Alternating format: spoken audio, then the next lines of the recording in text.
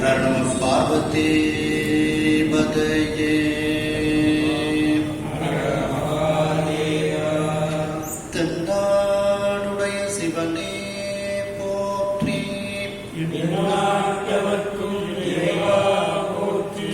கலை நிறை கணபதிக்கு சரணம் சரணம் திருச்செந்தூர் முருகனுக்கு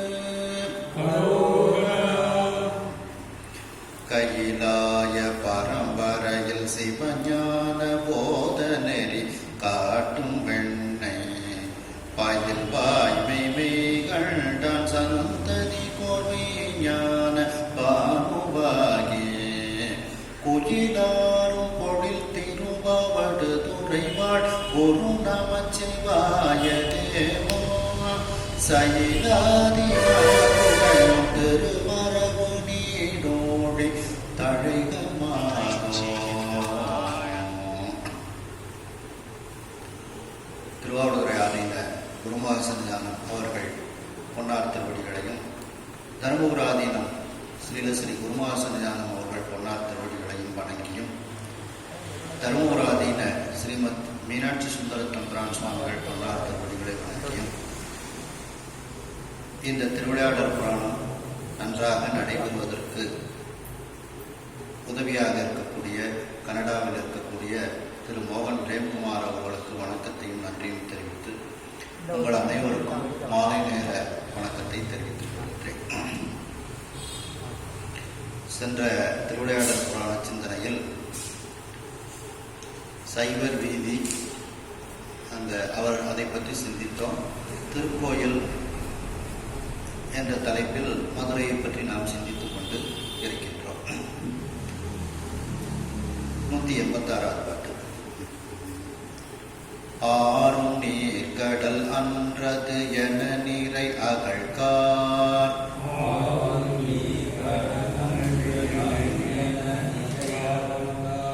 ஓரும் ஆழி அன்று அது என ஓங்கையில் எட்டாய்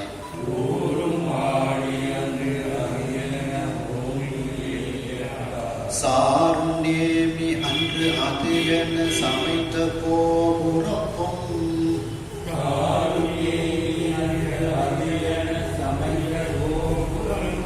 மேறு அன்றது என சுடர் விண்வெளி விமானம்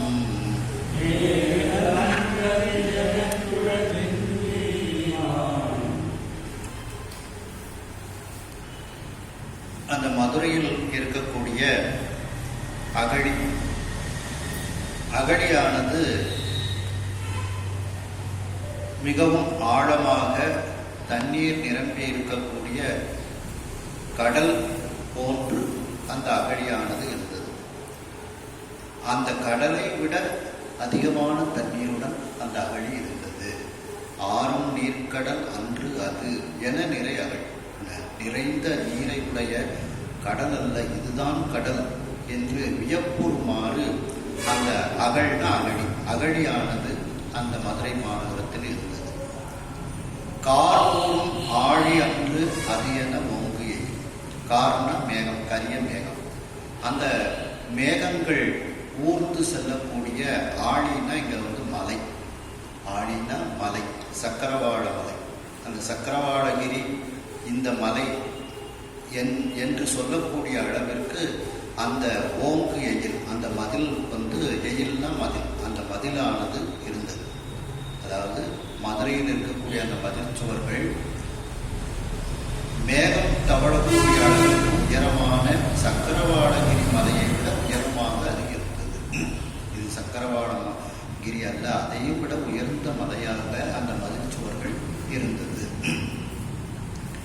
எட்டாய் சாரும் நேமி அன்று அது என சமைத்த கோபுரம். 8 கோபுரங்கள் இருக்கின்றது.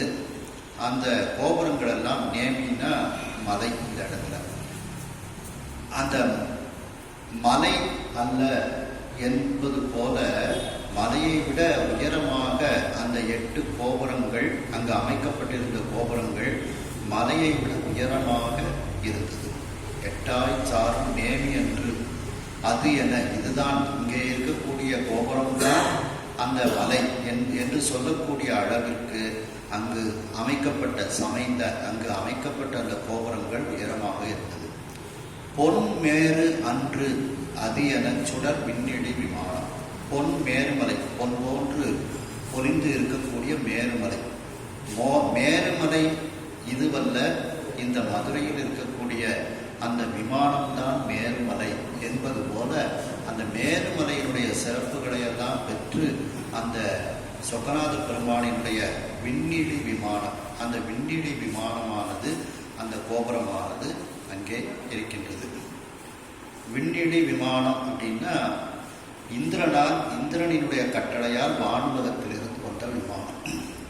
விண் ஆகாயம், விண்ணிடி ஆகாயத்திலிருந்து கீழே வந்த, இழிந்த, வந்த அப்படின்ட்டு அந்த விமானம், அந்த இந்திரன் அமைத்த விமானம் சொக்கநாத பெருமானுக்கு.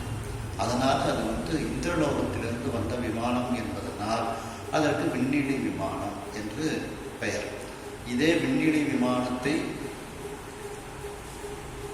திருவேழிமிழலையும் பார்க்கலாம். திருவேழிமிழலையில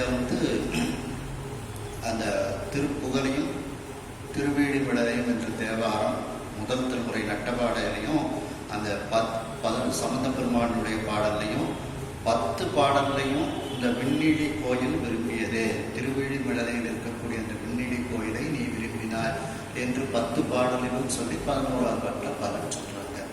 இந்த பாட்டு பார்த்தீங்கன்னா, மைமறு பூங்குழல் கற்றை தொற்ற வாழ்முதல் மான்விழி மங்கையோடும் பொய்மொழியாவரையோர் கடைத்த புகழினிலாவிய புண்ணியனே எம் இறையே இமயாத முக்கண் ஈச என்னேச இதன் கொல் சொல்லாய் மெய்மொழி நான் மறையோர் விடலை விண்ணிலி கோயில் விரும்பியதே. திருவேழிமிழலையுடையும் இந்த விண்ணிலி கோயில், அதாவது அங்கு திருமால் கட்டியதாகவும் இந்திரன் கட்டியதாகவும் சொல்லப்படுகின்றது. அதுவும் ஆகாயத்திலிருந்து வந்த விமானம். ஆகையினால் அந்த திருவேழிமிழலையில் இருக்கக்கூடிய அந்த விமானத்திற்கு விண்ணிலி விமானம் என்று பெயர். அங்கே திருவேழிமிழலையில திருமால் சுவாமியை பூஜை பண்றார், 1000 தாமரைப்பூ வச்சு பூஜை பண்றார். அதே போல இங்க இந்திரன் பூஜை செய்து அவனுடைய நாட்டிலிருந்து இந்த விமானத்தை கொண்டு வந்ததனால் இந்த விமானத்திற்கு விண்ணிலி விமானம் என்று பெயர். அடுத்தது பாருங்க, வேத அந்தமும் துழக்கரமை பொருள் விளங்கும்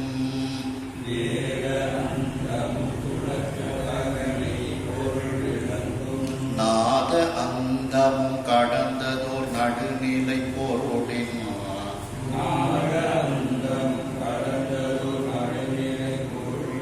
பாதவந்தனை பத்தியின் பாலராய் பதிப்போர்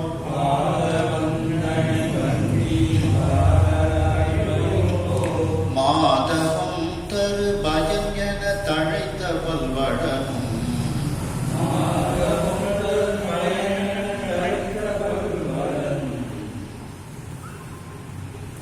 வேத அந்தமும் துடக்கு அற, அந்த உபநிடதங்களின் முடிவு அவைகள் ஐயமில்லாமல் கூறக்கூடிய அந்த நடுநிலை பொருள், அந்த பரசிவம். மெய்ப்பொருள் விளங்கும் நாத அந்தமும் கடந்ததோர் நடுநிலை பொருள், உண்மையான பொருளை நமக்கு தந்து கொண்டிருக்கக்கூடிய அந்த விளங்கி இருக்கக்கூடிய உண்மையான பொருள், விளங்கி இருக்கக்கூடிய நாத அந்தமும் கடந்தது, அந்த நாதாந்தம் அதை கடந்து இருக்கக்கூடிய ஓர் நடுநிலை பொருளாக அந்த பரசிவமானது இருக்கின்றது. நடுநிலை பொருள்னா சொக்கநாத பெருமான், அது பரசிவமாக இருக்கிறது, அதை கடந்ததாக இருக்கின்றது. அந்த சொக்கநாத பெருமானை பாதவந்தனை பத்தியின் பாலராய் வைப்போர், அவருடைய பாதத்தை வந்தனை செய்து பக்தியின் காரணமாக, பக்தியின் பாலராய், பக்தியில் அகப்பட்டு கொண்டு அந்த சொக்கநாத பெருமானை வழிபடக்கூடியவர்கள், பயில்வோர் வழிபடக்கூடியவர்கள் மாதவம் தரு பயன் என அவர்களுடைய தவத்தின் காரணமாக அவர்கள் எல்லா விதமான பயன்களையும் அடைகின்றார்கள். அவர்கள் எப்படி எல்லா விதமான பயன்களையும் அடைந்தார்களோ அதுபோல அந்த மதுரை மாநகரத்தில் எல்லா வளங்களும் அங்கு இருந்தது. தழைத்த எல்லா வளங்களும் தழைத்து கொண்டிருந்தது. எல்லா வளங்களும் அங்கே இருந்தது அப்படின்னு. அதாவது சுவாமி நம் மீது கருணை கொண்டு சிவ தத்துவத்தில் வராங்க. முதல்ல நாதம், அது சிவம். அதுக்கப்புறம் விந்து, அது சக்தி தத்துவம். இது அருவம். அதுக்கப்புறம் சாதாக்கியம், அருவம், கோயிலில் இருக்கக்கூடிய சிவலிங்கம். அதுக்கப்புறம் 2 தத்துவங்கள் வருது, மகேஸ்வரம், சுத்தவித்தை அப்படின்ட்டு. இதெல்லாம் இறைவன் நம் மீது கொண்ட கருணையின் காரணமாக இப்படி இறங்கி வரார் நமக்காக வேண்டி. இது தடத்த இலக்கணம். அப்ப இதற்கு இந்த நாதத்துக்கு மேலே உள்ளதுதான் சொருப இலக்கணம். அதை நம்ம எப்படின்னு சொல்ல முடியாது. அதைத்தான் இதுல சொல்றாங்க. நாத அந்தமும் கடந்ததோர், அந்த நாத தத்துவத்தையும் கடந்த ஒரு இது. அதான் இது சிவம்னு சொல்லும்போது அதை பரசிவம் அப்படின்னு சொல்றாங்க. வள்ளலார் சுவாமி இந்த அகவல் ஆரம்பிக்கும் போது இப்படிதான் ஆரம்பிக்காங்க. பரசிவம், சிவமயம், பூரணம் அப்படின்னு தான் ஆரம்பிக்கிறாங்க. அப்ப அந்த சொரூப லக்கணத்தை இதுல சொல்றாரு. அந்த சொரூப லக்கணத்தில் இருக்கக்கூடிய அதை கடந்ததோ நடுநிலை பொருளாக அந்த இறைவன் தான் இருக்கிறார் அப்படின்ட்டு இதுல சொல்றாங்க. அந்த இடத்துல அது எப்படி என்ன ஏதுன்னு நம்மளால ஒன்றுமே சொல்ல முடியாது. மைப்படி இந்த கண்ணாடம் தானும் கட்சி மயானம் தான் இப்படியன் இந்நிறத்தன் இவ்வண்ணத்தன் இவன் இறைவன் என்று எழுதி காட்ட ஒண்ணாதே அப்படின்ட்டு சொல்றது மாதிரி அந்த சிவத்தத்துவத்துக்கும் மேற்பட்ட அந்த சொரூப லக்கணத்துல உள்ள இடம் இது. அடுத்த பாடம் பாருங்க. பொறிகள் 5 ஊட்டுபல் போகமும் மிதப்ப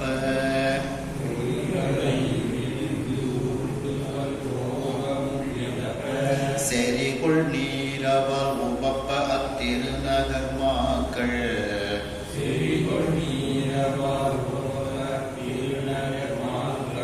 நெறிகுள் செஞ்சடை பிறைமுடி நெருமல கொழுந்தின்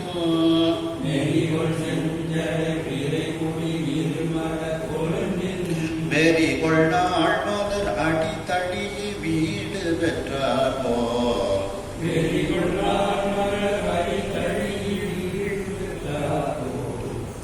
அந்த சொக்கநாத பெருமானை வழிபட்டு யாரெல்லாம் வீடு அடைந்தார்களோ, வீடு பெற்று அடைந்தார்களோ, அவர்கள் என்ன என்ன இன்பங்களை எல்லாம் அடைந்தார்களோ அவ்வளவு இன்பமும் அந்த மதுரை மாநகரத்தில் நிறைந்து இருந்தது.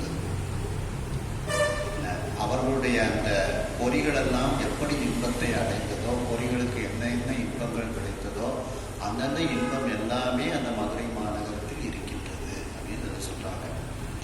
பொறிகள் 5னுக்கு ஊட்டுபல் போகணும். இந்த பொறிகள் 5 மெய்வாய் கண்மூக்கு செவி. இந்த 5ற்கு ஊட்டக்கூடிய அந்த பலவிதமான இன்பப் பொருள்கள், அந்த பல்போகம் இன்பப் பொருள்கள் மிதப்ப நிறைவாக செறிகொள் நீரவா. செறிகொள்னா அமைந்து, நீரவால் அப்படின்னா தன்மை, நிறைவாக அமைந்த தன்மையோடு அந்த மதுரை மாநகரத்தில் இருக்கின்றது. அந்த போகப் பொருட்கள், இன்பப் பொருட்கள் 5 பொறிகளுக்கும் அந்த ஊட்டக்கூடிய இன்பப் பொருள்கள் எல்லாம் அந்த மதுரை மாநகரத்தில் நிறைவாக அமைந்து இருந்த தன்மை எப்படி இருந்தது என்றால், எப்படி வீடு பெற்றார்கள்? வீடு பெற்றவர்கள் அந்த 5 புலன்களும் அவங்களுக்கு அந்த இன்பத்தை நோக்கி இருந்ததோ அதுபோல இருந்தது அப்படின்னு சொல்றாங்க. திருநகர் மாக்கள், அந்த மதுரை திருநகரினுடைய மக்கள் எல்லோரும் நெறிகொள் செஞ்சடை பிறைமுடி, நல்ல நெறிகளை உடைய சிவந்த சடையை உடைய அந்த பிறைமுடி, பிறையை முடியில் அணிந்திருக்கக்கூடிய நிருமல கொழுந்தின் மும்மதங்கள் இல்லாதவன் அந்த நிர்மல கொழுந்தாக இருக்கக்கூடிய அந்த இறைவன். கொழுந்துனா இளமையானவன். அப்படிப்பட்ட அந்த இறைவன் சொக்கநாத பெருமானினுடைய இதெல்லாம் சொக்கநாத பெருமானுக்கு அடைமொழி. நெறிகொள் செஞ்சடை பிறையுடி நிர்மல கொழுந்து சொக்கநாத பெருமான். அந்த சொக்கநாத பெருமானினுடைய வெறிகொள் நாள் மலர், வெறினா வாசனை, வாசனை உடைய வாசனை பொருந்திய, கொள்ன பொருந்திய, வாசனை பொருந்திய நாள் மலர். அன்றன்றைக்கு பறித்த பூ எப்படி புதியதாக இருக்கின்றதோ அதுபோல நாள் மலர் அப்படின்னா தினந்தோறும் பறித்த பூ. அதுபோல அவருடைய திருவடி இருந்ததாம். சொக்கநாத பெருமானுடைய திருவடி மலர்ந்த பூவாக இருந்ததாம். திருமுறைகளில் கூட ஒரு பாட்டில் சொல்லுவாங்க, 5ஆம் திருமுறையில் புதிய பூவினை புண்ணிய நாதனை அப்படின்னே பாட்ட ஆரம்பிக்கும். புத்தம் புது பூவாக அவருடைய திருவடி இருக்கின்றது. அப்படி நாள் மலர், அன்றன்றைக்கு பறித்த அந்த பூ எப்படி மலர்ந்திருக்குமோ அதுபோல அவருடைய திருவடி புதிய பூவாக இருந்தது. அந்த திருவடியை அவர்கள் வழிபட்டு கழுவி அந்த திருவடியை வழிபட்டு வீடு பெற்றார்கள். வீடு பெற்றவர்களுடைய பொறிகள் 5ம் எப்படி அந்த இன்பத்தில் திளைத்து இருந்ததோ அதுபோல அந்த அதற்குரிய அனைத்தும் அந்த மதுரை மாநகரத்தில் இருந்தது அப்படின்னு சொல்லி இதில் சொல்றாங்க. இதில் மிதப்ப அப்படின்னா நிறைவாகன்னு அர்த்தம். பேச்சு வழக்கில் கூட பார்க்கலாம். அவங்க வீட்டு கல்யாணத்தில் ஊரே மிதந்துச்சு அப்படின்வாங்க. ஊரே மிதந்துச்சு அப்படின்னா எல்லாரும் நல்ல அந்த கல்யாணத்தில் சாப்பிட்டாங்க அப்படின்ட்டு. இது வேற மாதிரிங்கிற அர்த்தம் எடுத்துக்குவாங்க. அப்போ நல்ல குடும்பத்தில் உள்ளதை நான் சொல்கிறேன். ஊரே மிதந்துச்சுன்னா ஊரே நல்லா சாப்பிட்டுச்சு, ஊருக்கு எல்லாரையும் நல்லா கவனிச்சாங்க, கல்யாணம் ரொம்ப ஊரே மிதந்துட்டு அப்படின்னு பார்க்க. அந்த மிதந்தது அப்படிங்கிறது நிறைவாக அப்படின்ட்டு எடுத்துக்கணும். அடுத்த பாடல் பாருங்க. முன்னவன் அரசு இருக்கையால் அந்நகர் முளரி,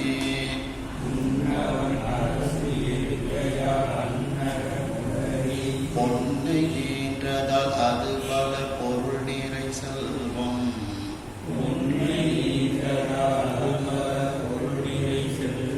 தன்னை ஈன்றதால் அது பல தர்மம் என்று உரைக்கும்,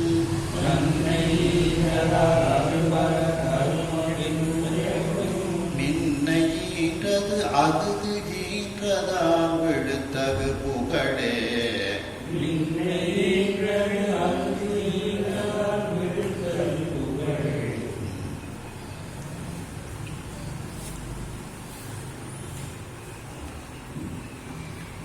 முன்னவன் அரசு இருக்கையால். முன்னவன்னா சொக்கநாத பெருமான். உழைத்தானை எல்லாருக்கும் முன்னே தோன்றி அப்படின்ட்டு அந்த திருத்தாண்டகத்தில், மதுரை திருத்தாண்டகத்தில் வரும்.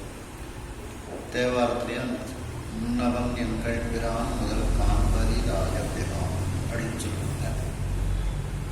விநாயக பெருமான் சொல்லும் போதும் முன்னவனே யானை முகத்தவனே முத்திநலம் சொன்னவனே அப்படின்னு சொல்லுவாங்க. அப்படிப்பட்ட அந்த சொக்கநாதன் முன்னவன். அந்த சொக்கநாத பெருமான் அரசு இருக்கையார், அவர் அரசு செய்தமையார், அவருடைய அரசாட்சி மதுரையில் நடந்ததனால் அந்நகர் முளரி பொன்னை ஈன்றதால், அந்த நகரமானது முளரி பொன் அப்படின்னா முளரின தாமரை, தாமரையில் இருக்கக்கூடிய பொன் மகாலட்சுமி. அந்த தாமரையில் இருக்கக்கூடிய அந்த பொன்னாக இருக்கக்கூடிய அந்த மகாலட்சுமியை அந்த நகரம் கொடுத்தது. ஈன்றதால்னா கொடுத்தது அப்படின்னா செல்வச்செழிப்பு, மகாலட்சுமிகிட்ட இருக்கக்கூடிய செல்வச்செழிப்பு அந்த மதுரை மாநகரத்தில் இருந்தது. அந்த மகாலட்சுமி அங்கே வீற்றிருந்ததுனால அதனுடைய ஒரு காரியமாக அது பல பொருள் நிறை செல்வம் தன்னை ஈன்றதால், அந்த மகாலட்சுமி அங்கு வீற்றிருந்து எல்லாருக்கும் அருள் செய்ததுனால அது எப்படி அந்த மாறியது, பலவிதமான பொருட்கள் நிறைந்த செல்வம், இதை அந்த மதுரை மாநகரத்தில் இருக்கக்கூடியவர்களுக்கு கொடுத்தது என்றதா, அந்த செல்வத்தை அது பெற்று தந்தது. அப்போ எல்லாரும் வீட்டில் எல்லா செல்வங்களும் நிறைஞ்சு பொண்ணும் பொருளும் தானியங்கள் எல்லாம் நிறைஞ்சு அவர்கள் இருக்கின்றார்கள். சரி, இது நிறைஞ்சதுக்கு அப்புறம் என்ன செய்யணும்? தர்மம் செய்யணும். அதனால அது பல தர்மம் என்று உரைக்கும் மின்னைகின்றது. அப்படி அவர்கள் செல்வச் செழிப்புல இருந்ததுனால அவர்கள் பலவிதமான தர்மத்தை அவர்கள் செய்தார்கள். அந்த தர்மம் என்கின்ற அந்த அறப்பெண், மின்னுன்னா பெண்ணுன்னு அர்த்தம், மின்னரை போன்றவள், மின்னிடையாள் அப்படின்ட்டு இங்க மின்னுங்கிறது அறப்பெண், தர்மப்பெண்.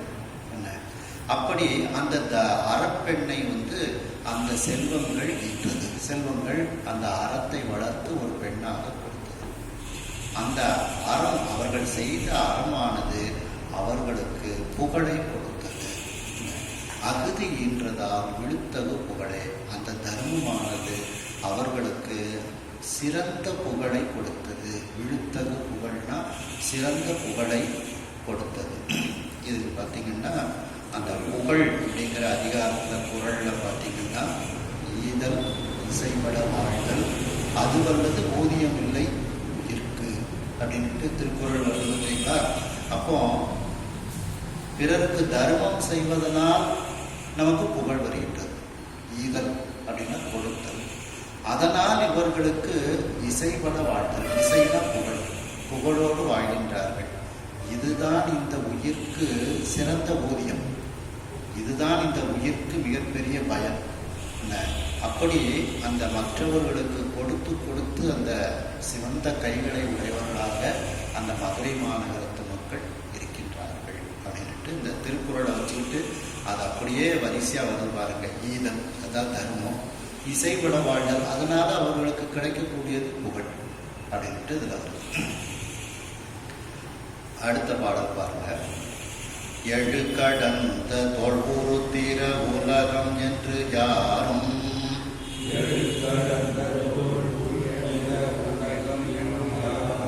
பழுத்த நின்ற இந்நகர்வையின் உம்பரின் மாண்ட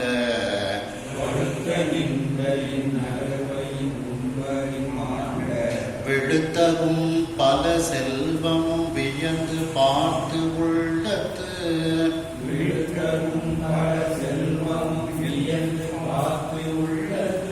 அழுக்கராமையால் இன்னமும் அமரர் கண் உறங்கார்.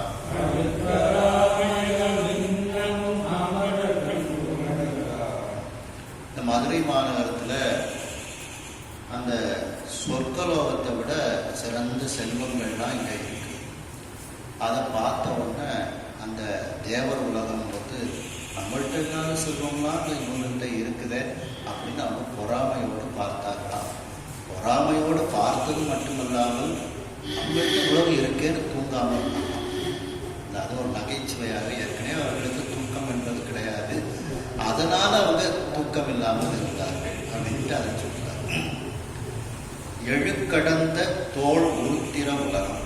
எழுனா தூண், தூணை விட வலிமையான தோள்களை உடைய உருத்திரர். அந்த உருத்திரருடைய தோள்கள் தூண் போன்று வலிமையாக, அந்த தூணை விட வலிமையான தோள்களை உடைய உருத்திரர்.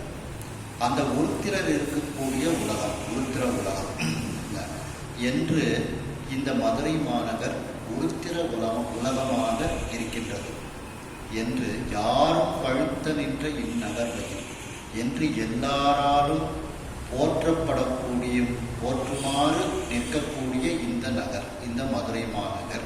இந்த மதுரை மாநகரத்திற்குள் கும்பரின் மாண்ட, அந்த கும்பர்னா தேவலோகம், அந்த தேவலோகத்தில் இருக்கக்கூடிய அவர்களிடத்தில் இல்லாத சில சிறந்த பொருட்கள்லாம் இங்கே இருக்கின்றதா. அதான் உம்பரின் மாண்ட, மாண்டன்னு சிறந்தன்னு அர்த்தம். அந்த தேவர உலகத்தை விட சிறந்த விழுத்தவும் பல செல்வமும் பெருமை வாய்ந்த மிகப்பெரிய செல்வங்களும் இந்த மதுரை மாநகரத்தில் இருந்ததாம். இதை அந்த முன்பர்கள், அந்த தேவர்கள் வியந்து பார்த்து, வியப்போடு பார்த்து, நம்ம உலகத்துல கூட இதெல்லாம் இல்லையே, அங்கே இருக்க மதுரை மாநகரத்தில் இருக்க என்று வியப்போடு பார்க்கலாம். அதோடு நின்று கொள்ள வேண்டியதானே. உள்ளத்து அழுக்கு அறாமையா, உள்ளத்துல அவனுக்கு பொறாமை. நாம உயர்ந்தவர்கள் நம்ம உலகத்துல இல்லை, இந்த மதுரை மாநகரத்தில் இருக்கு இருக்க அப்படின்னு அவர்களுக்கு ஒரு பொறாமை உணர்வு வந்து விடுகிறது. அந்த பொறாமை உணர்வு நீங்காமல் இருக்கின்றது. அழுக்கு அறாமையா நீங்காமல் இருந்ததுனால அவர்கள் இன்னமும் தூங்காமல் இருக்காங்க. இன்னமும் அமரர் கண் குழந்தார், அந்த தேவர்களுக்காக கண் குழந்தாமல் இருக்கின்றார். இதற்கு திருக்குறளில் பார்த்தீங்கன்னா அழுக்காராமை அப்படின்னே ஒரு தலைப்பு நமக்கு இருக்கு. அதில் பார்த்தீங்கன்னா ஒழுக்கு ஆறா கொள்க ஒருவன் தன் நெஞ்சத்து அழுக்காறு இல்லாத இயல்பு. ஒருவன் வந்து அந்த பொறாமை இல்லாத ஒரு இயல்பை, அழுக்கு ஆறு இல்லாத இயல்பு, அந்த இயல்பு தன்மையை தன்னுடைய ஒழுக்கத்தில் ஒன்றாக அவன் கடைபிடிக்க வேண்டும். பொறாமையற்ற தன்மையை தன்னுடைய ஒழுக்கத்தில் ஒன்றாக அவன் வந்து கடைபிடிக்க வேண்டும் அப்படின்னு முதல் பாட்டில் சொல்றாங்க.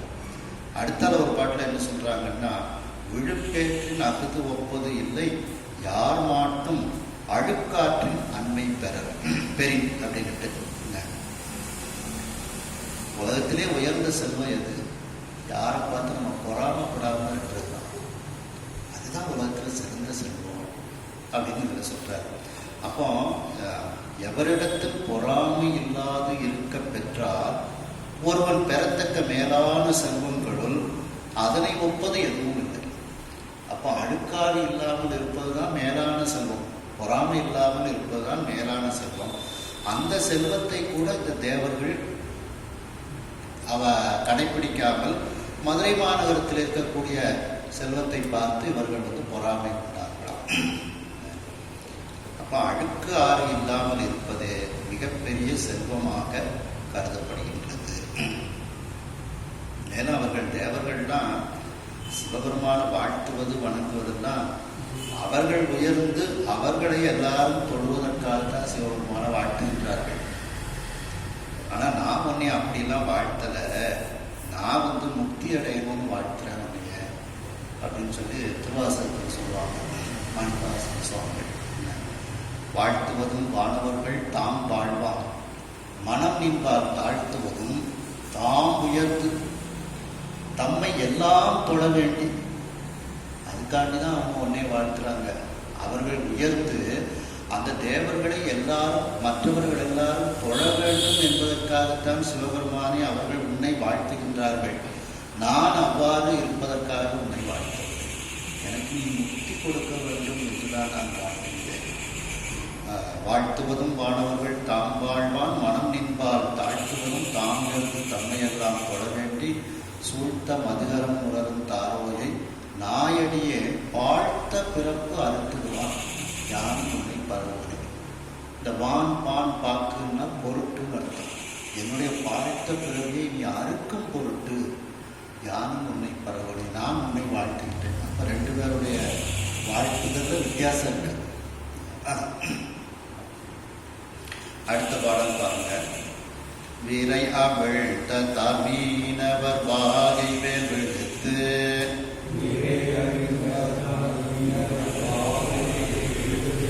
திரையை வென்றது முடி தகத்து இந்திரன் செருக்கு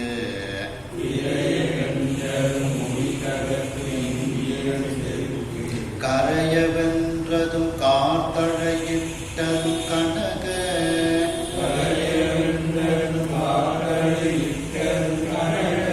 பறையை வென்றதும் கிண்ணகர் வலியினால் அன்றோ.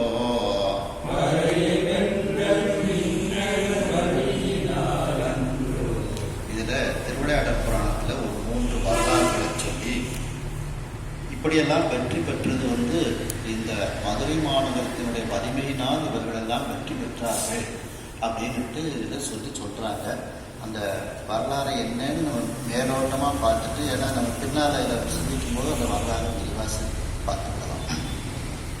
விரை அவிழ்த்த தார் மீனவர், வாசனை சொரிந்து கொண்டிருக்கக்கூடிய, விரைனா வாசனை, அவிழ்த்தன்னா சொரிந்து கொண்டிருக்கக்கூடிய, வீசி கொண்டிருக்கக்கூடிய, வாசனை வீசி கொண்டிருக்கக்கூடிய தார், அந்த வேப்பம்பூ மாலையை அணிந்திருக்கிறார்கள். அந்த மீனவர், அந்த மீனவராக இருக்கக்கூடிய பாண்டிய மன்னன், அவன் வாகை வேல் விடுத்து திரையை வென்றது.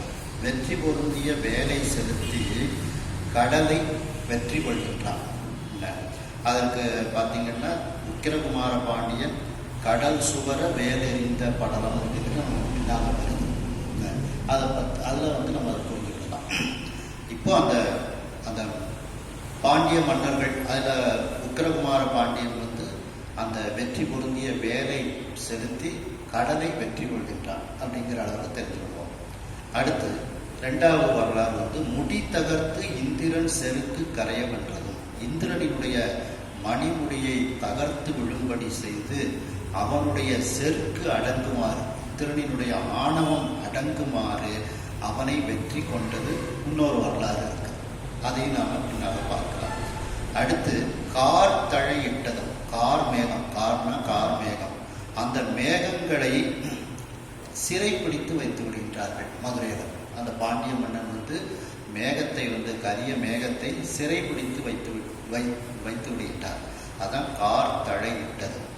மேலும் கனகவரையை வென்றதும் 4 வரலாறுகளை சொல்றாங்க. கனகவரைனா மேருமலை, அந்த மேருமலையை செண்டால் அடித்தது அப்படிங்கிற ஒரு வரலாறு இருக்குது. இது 4மே இந்த திருவிளையாடற் புராணத்தில் உள்ளதுதான். அது வரும்போது உங்களுக்கு கொடுத்துரும். அப்படி கனகவரை, கனகம்னா தங்கம், மேருமலை அந்த பொன்மலையை செண்டால் அடித்து அந்த மேருமலையை வெற்றி கொன்றதும் இந்நகர் வலியினால் அன்றோ, இந்த நகரத்தில் இருக்கக்கூடிய அந்த சொக்கநாத பெருமானினுடைய வலிமையினால் தான் இப்படியெல்லாம் நடந்தது அப்படின்னு சொல்றாங்க. அடுத்த பாடல் பாருங்க. எங்கும் நாவும் மயங்கனும் கண்ணுமாயெங்கும்,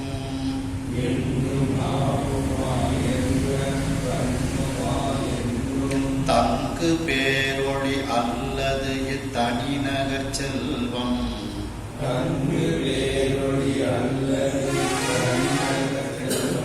செங்கண் ஆயிர நாவினான் செப்பவும் எதிர்கண்டு,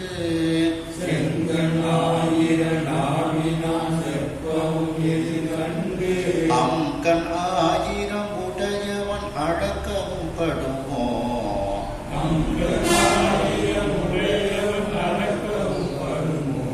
இந்த மதுரை மாநகரத்தினுடைய செல்வத்தை சொக்கநாத பெருமானால தான் அடக்க முடியும். வேற யாராலையும் அளந்துன்னு சொல்ல முடியாது. அளக்கணும்னா சொக்கநாத பெருமான்ட்ட அளந்து சொல்ல முடியும். ஏன்னா அவருக்கு தான் எங்கேயும் கண்ணு, எங்கேயும் காது, எங்கேயும் மூக்கு, எங்கேயும் முதுகு, எங்கேயும் அடியும் பட்டுருக்காரு. அவர் அடிபட்டது எல்லாருக்கும் அடி விழுந்தது இல்லை. எல்லா ஆவியுள் நீங்களும் ஆதிமூர்த்தி அப்படிங்கிறது. அப்படி எல்லாருடைய ஆவிக்குள்ளேயும் அவர் இருந்ததுனால தான் அடிச்ச அடி எல்லாரும் முதுகுலையும் பட்டுச்சு. அதுதான் எதை சொல்றாங்க. எங்கும் நாவுமாய், சொக்கநாத பெருமானுக்கு எங்கும் நாக்குகள், எங்கனும் கண்ணுமா, எல்லா இடத்திலும் அவருக்கு கண்கள் இருக்கின்றது. எங்கும் தங்கு பேரொளி, எங்கும் நீக்கமர நிறைந்த பேரொளியாக அந்த சொக்கநாத பெருமான் இருக்கின்றார். அவரை தவிர அல்லது அந்த பேரொளியை தவிர இத்தனிநகர் செல்வம், இந்த தனித்துவம் வாய்ந்த இந்த ஒப்பற்ற நகரமாகிய மதுரை மாநகரத்தின் செல்வத்தை அளக்கவும் படுமோ? யாராலையும் அளந்து சொல்ல முடியுமா? சொக்கநாத பெருமானால் மட்டுமே இந்த மதுரை மாநகரத்தினுடைய செல்வத்தை அளந்து சொல்ல முடியும். ஏனென்றால் அவர் அந்த மதுரை மாநகரத்தில் நீக்கமர நிறைந்த பரம்பொருளாக, எங்கும் இருக்கக்கூடிய பரம்பொருளாக, எங்கும் கண் நாக்கு பேரொழியாக அவர் இருக்கின்றதா, அவரால் மட்டுமே அவருடைய நகரத்தை அளந்து சொல்ல முடியும். அப்போ வேற யாரால அளந்து சொல்ல முடியாது அப்படிங்கிறதுக்கு ஒரு சின்ன ஒரு எடுத்துக்காட்டு சொல்றாங்க. செங்கண் ஆயிர நாவினா செப்பவும், இந்த மதுரை மாநகரத்தின் செல்வத்தை பற்றி சொல்லவும் அழக்கவும் ஆதிசேடனால் கூட முடியாது. அந்த ஆதிசேடன் எப்படிப்பட்டவன்? சிவந்த கண்கள் 2000 கண்கள் உடையவன், 1000 நாக்கை உடையவன். ஆதிசேடன் என்கின்ற பாம்புக்கு 1000 தலைகள், 1000 தலைகள் இருப்பதனால 1000 நாக்கு இருக்குது. ஒரு தலைக்கு 2 கண்கள், அப்போ 2000 கண். செங்கன்னா 2000 செங்கன்னு அர்த்தம் எடுத்துக்கணும். 1000 நாவினான்னு 1000 நாக்குகளை உடைய அந்த ஆதிசேடனால் இத்தனிநகர் செல்வம் செப்பவும் அளக்கவும் படுவோம். அந்த ஆதிசேடனுக்கு 2000 கண்கள் இருந்தாலும் இந்த மதுரை மாநகரத்தின் செல்வத்தை பற்றி சொல்லவும் முடியாது, அளக்கவும் முடியாது. அடுத்தால இன்னொரு ஆளை சொல்றாங்க, எதிர்கண்டு அம்கண் 1000 உடையவன் அளக்கவும் படுவோம். இந்த மதுரை மாநகரத்துல நல்ல கண்ணால பார்த்து அழகிய கண்கள் 1000 உடையவன் இந்திரன். இந்திரனுக்கு ஒரு சாபத்துல அவனுக்கு 1000 கண்களாக ஒரு பெயர்.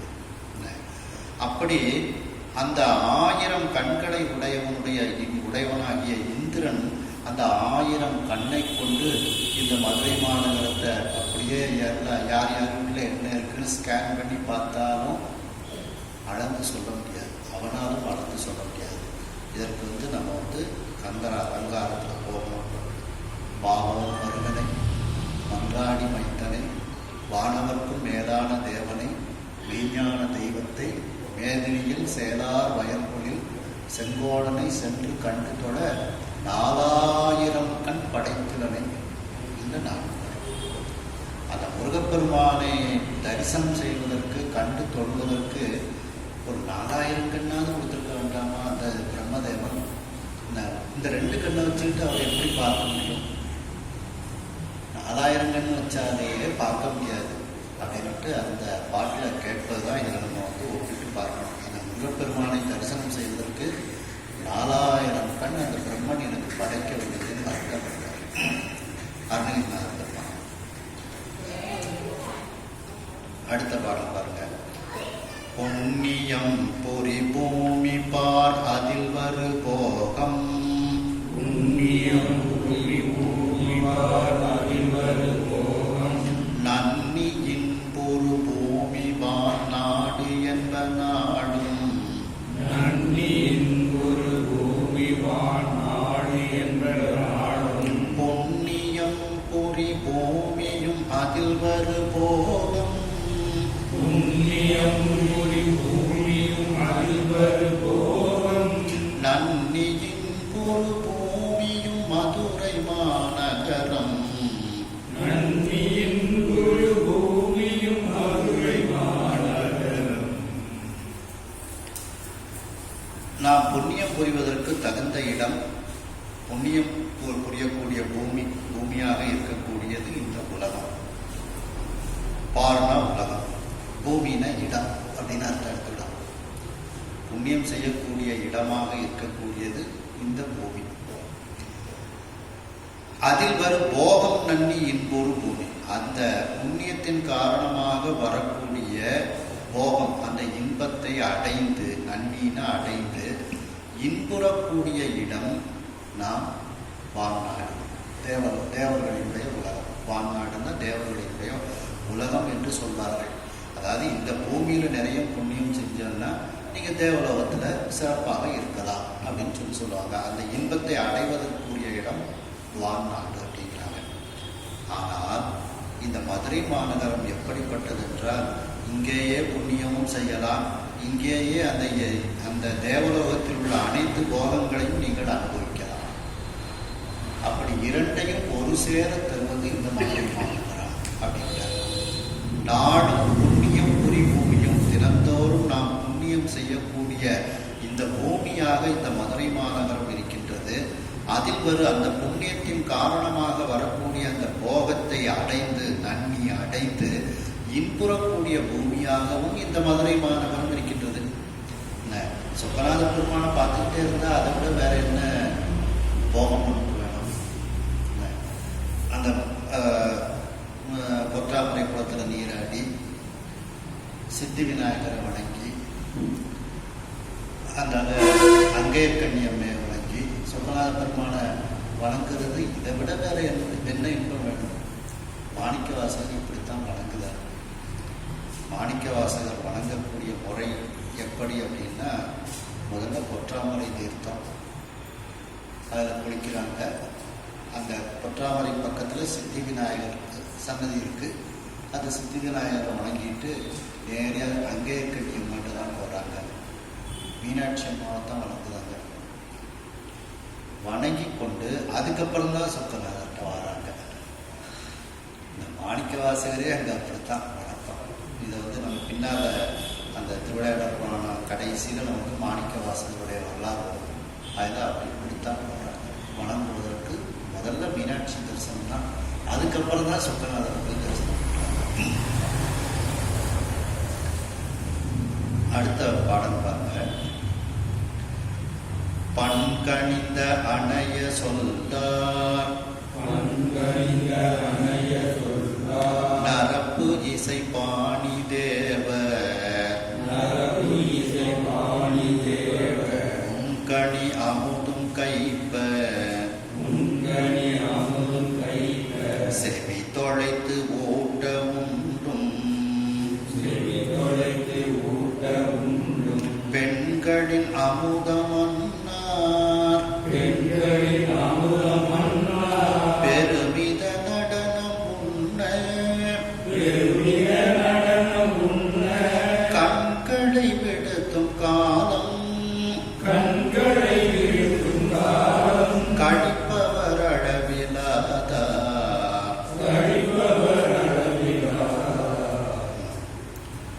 பண்கணிந்த அணைய சொல்லார் அப்படின்னா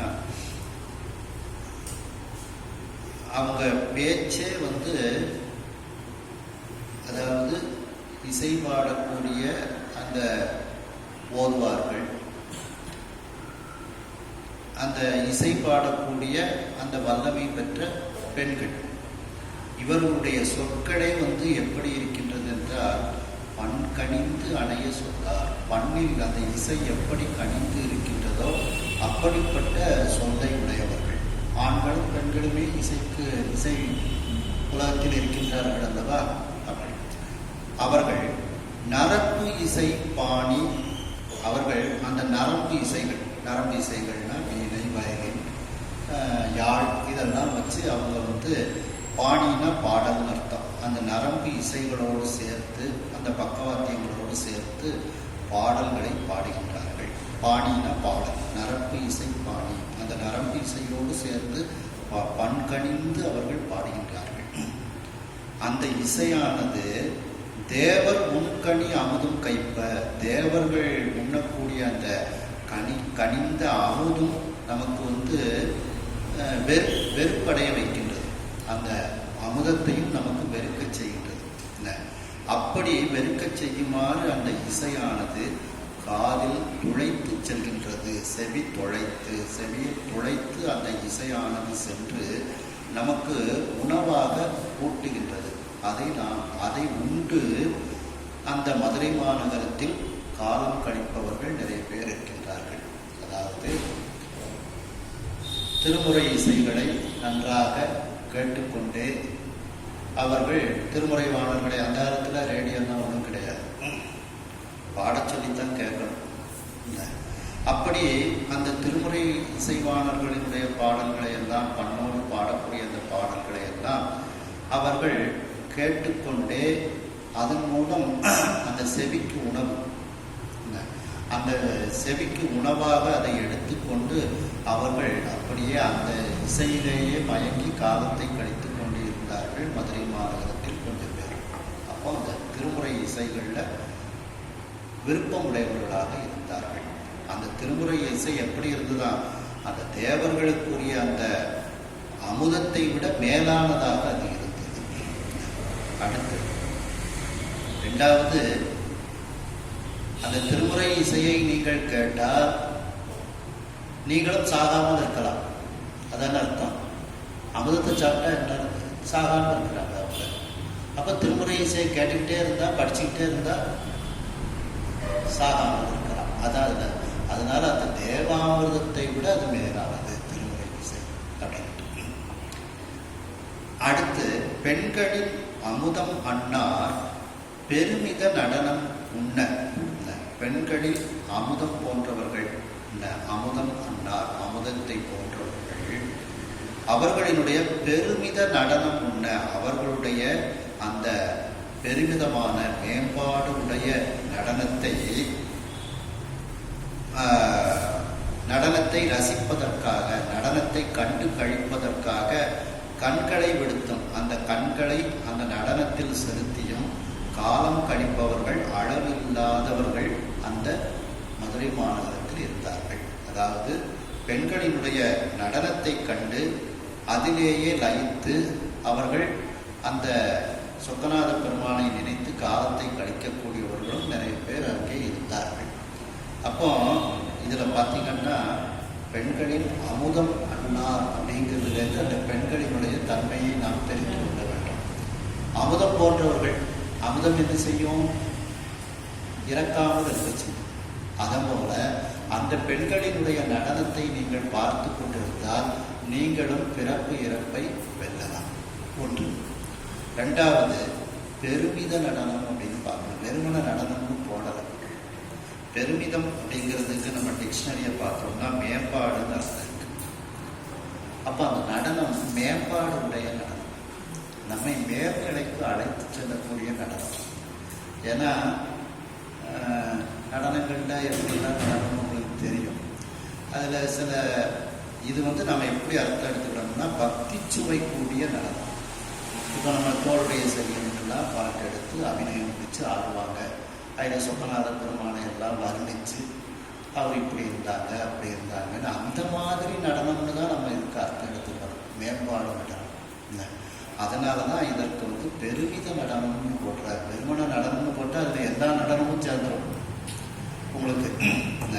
அந்த எல்லா விதமான நடனமும் அவர்கள் அங்கே ஆடவில்லை, அதை இவர்கள் பார்க்கவில்லை. இவர்கள் பார்த்த நடனம் மேம்பாடு உடைய நடனம், நம்மை மேல்நிலைக்கு கொண்டு போய் செலுத்தக்கூடிய, நம்மை பிறப்பு இறப்பு இல்லாத அந்த வீடு பேற்றிற்கு கொண்டு செல்லக்கூடிய நடனம். அந்த நடனத்தில் சொக்கநாத பெருமான் அங்கே கண்ணியம்மையார் என்னென்ன திருவிளையாடல்கள் எல்லாம் செய்தார்கள், அவர்கள் எப்படியெல்லாம் இருக்கின்றார்கள் என்பதையெல்லாம் வர்ணித்து ஆடக்கூடிய நடனம். அதான் மேம்பாடுடைய நடனம் அப்படின்ட்டு. அதனாலதான் அந்த பெருமித நடனத்தை உண்டு. ஏன்னா அந்த பெண்களையும் சொல்லியிருந்தாங்க அமுதம் போன்றவர்கள். அமுதம் நமக்கு பிறப்பு இறப்பை நீக்கக்கூடியது. அதனால அப்போ அந்த முக்தி நிலையை அடையக்கூடியது போல அந்த இறைவனுடைய பெருமைகளை சொல்லக்கூடிய பாடல்களை பாடி அதற்கு அபிநயம் பிடித்து ஆடக்கூடிய நடனம். அதான் மேம்பாடு நடனம், பெருமித நடனம். அதை பார்த்து அப்படியே காலத்தை கழிப்பவர்கள் எல்லாம் நிறைய பேர் அங்கே இருந்தார்களாம். இப்போ அந்த இதுல நடனத்தை பற்றி நமக்கு திருவையார் தேவாரத்திலையும் சொல்றாங்க. புலனைந்தும் பொறிகலங்கி நெறிமயங்கி அறிவு அழிந்திட்டு ஐமேலுந்தி அலவந்த போதாக அஞ்சேல் என்று அருள் செய்வான் அமரும் கோயில் வலம் வந்த மடவார்கள் நடனம் ஆட. அந்த பெண்கள் எல்லாம் திருவையாரிலும் நடனம் ஆடிக்கொண்டிருக்கின்றார்கள். நிறைய இடத்துல ஆடுதலை பற்றி சொல்கின்றார்கள். வலம் வந்த மடவார்கள் நடமாட உழவு அதிர மழையன்றி சில மந்தி அலவந்து மரமேறி முகிழ்வார்க்கும் திருவையாரில் நிறைய இடத்துல அந்த நடனத்தை பற்றி சொல்கின்றார்கள். இசையை பற்றி சொல்லும் பொழுது அம்பிகையை அபிராமிப்பட்டர் என்ன சொல்றாருன்னா 15வது பாட்டுல பண்ணடிக்கும் சொல் பரிமள யாமடை பைக்கிழியே அப்படின்ட்டு அம்பாள் பண் போன்று அந்த பன்னிசை போன்று சொற்களை அவள் பேசுகின்றாள் அப்படின்ட்டு. தன்னழிக்கு என்று முன்னே பல கோடி தவங்கள் செய்வார், மண்ணடிக்கும் செல்வமோ பெறுவார், மதிவானவர்தம் விண்ணடிக்கும் செல்வமும் அழியா முத்தி வீடும் என்றே பண்ணடிக்கும் சொல் பரிமள யாமடை பைங்கிழியே அப்படின்ட்டு அபிராமி தாதியில பாட்டு சொல்றாங்க. அதே மாதிரி 49வது பாட்டில் பார்த்தீங்கன்னா அம்பிகை இசை வடிவாக இருக்கின்றார். இசை வடிவாய் நின்ற நாயகியே அப்படின்ட்டு அதுலேயும் சொல்றாங்க பாருங்க. புறம்பை அடுத்து குடிபுக்கு ஆவி வெண்கூற்றுக்கு இட்ட வரம்பை அடுத்து மருவன் அப்போது வளைக்கை அமைத்து அரம்பை அடுத்த அறிவையர் சூழ அஞ்சல் என்பாய் நரம்பை அடுத்த இசை வடிவாய் நின்ற நாயகியே அப்படின்ட்டு அந்த அம்பிகை அந்த இசை வடிவாகவே அவள் இருக்கின்றாள். அப்போ அந்த இசையை நாம் நன்கு பாடும்போது அந்த அம்பிகையினுடைய வடிவம் நமக்கு கிடைக்கும். அதான் இசை வடிவாய் நின்ற நாயகியன் என்று அபிராமி அந்தாதியில சொல்றாங்க. பன்மொன்ற இசைபாடும் அடியார்கள் முடியாத சம்மந்த பெருமான் சொல்றாங்க. பாடல் பாருங்க. கலவி வித்தாக ஓடி கண் புனல் குளிக்கும் நல்லார் உலவி தீர் செவ்வி நோக்கி உணர்முலை போகம் துய்த்தும் நிலை நிலையாமை நோக்கி நெறிப்படு தருமதானம் கவிஞர் கை பெய்தும் காலம் கழிப்பவர் எண்ணிலாதார்.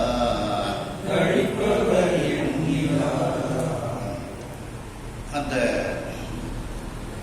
கலவி அந்த சிற்றின்பத்திற்கு காரணமாக ஊடல் இருக்கின்றது. அப்படி ஊடி கண் புனல் குளிக்கும் நல்லார். அந்த ஊடலின் காரணமாக பெண்கள் கண்ணிலிருந்து கண்ணீர் வருகின்றது. அப்படிப்பட்ட நல்லார் மனைவிமார்கள். அந்த மனைவிகளினுடைய புலவிதீர் செவ்வி நோக்கி அவர்களோடு அந்த ஒன்று சேரக்கூடிய அந்த நேரத்தை பார்த்து அவர்களோடு இன்பத்தை அனுபவிக்கின்றார்கள். இந்த இன்பத்தை அனுபவிப்பது என்ன? ஒரு சந்ததி விருத்திக்காக அடுத்தால சொக்கநாத பெருமானுக்கு வாழையடி வாழையாக அடிமை செய்வதற்கு ஆட்கள் வேண்டுமல்லவா? அதற்காக அந்த இன்பத்தை அனுபவித்தார்கள். ஏன் கல்யாணம் பண்ணணும் அப்படின்ட்டு இதுல திருப்பல்லாண்டில் சொல்றாங்க. குழல்வொலி, யாழ்வொலி, கூத்தொலி, ஏத்தொலி எங்கும் குழாம் பெருகி விடவொலி விண்ணளவும் சென்று விண்மீன் மிகு திருவாரூரின் மழவிடையார்க்கு வழி வழி ஆடார் மனம் செய்குடி பிறந்த பல அடியாரும் கூடிய மானுக்கே பல்லாண்டு கூறுவோம்.